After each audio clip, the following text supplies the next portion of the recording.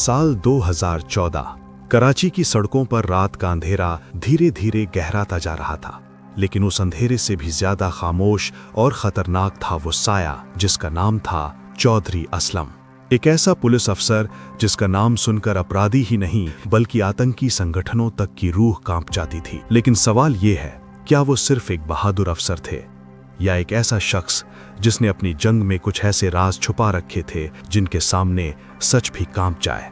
कहानी शुरू होती है कराची के उस दौर से जब शहर सिर्फ अपराध का अड्डा नहीं बल्कि आतंकवाद का गढ़ बन चुका था। हर गली, हर मोड़ पर डर का पहरा था और उसी डर के बीच खड़ा था एक आदमी, बिना झुके, बिना डरे, चौधरी असलम।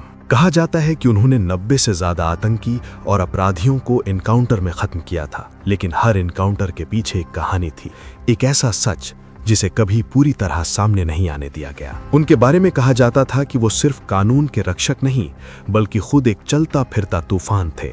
जब भी वो किसी मिशन पर निकलते तो या तो वो लौटते या फिर उनके दुश्मन। लेकिन धीरे धीरे इस कहानी में एक ट्विस्ट आने लगा।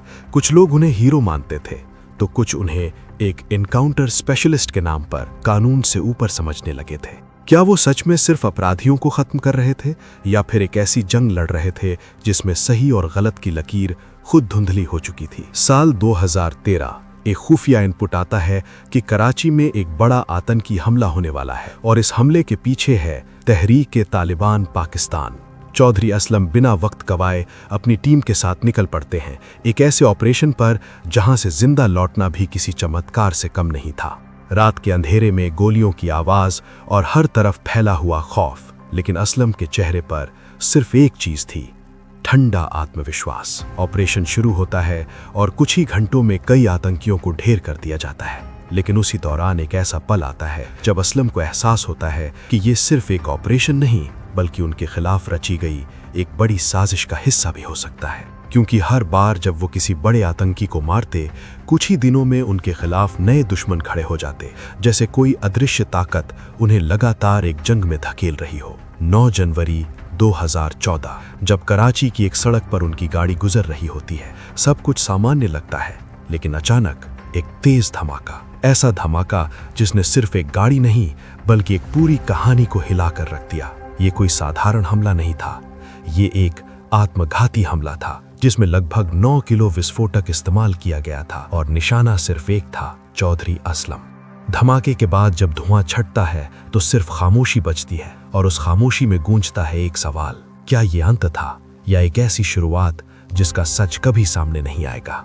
जांच शुरू होती है, कई नाम सामने आते हैं, तालिबान इस हमले की जिम्मेदारी लेता है, लेकिन कहानी यहीं खत्म नहीं होती क्योंकि कुछ रिपोर्ट्स ये भी कहती हैं कि असलम के अपने ही सिस्टम में ऐसे लोग थे जो उन्हें हटाना चाहते थे क्योंकि वो बहुत कुछ जानते थे। उनके करीबियों का कहना था कि असलम को पहले से ही अपनी मौत का अंदेशा था। उन्होंने कई बार कहा था कि अगर मैं मरा तो सिर्फ दुश्मनों की वजह से नहीं होगा।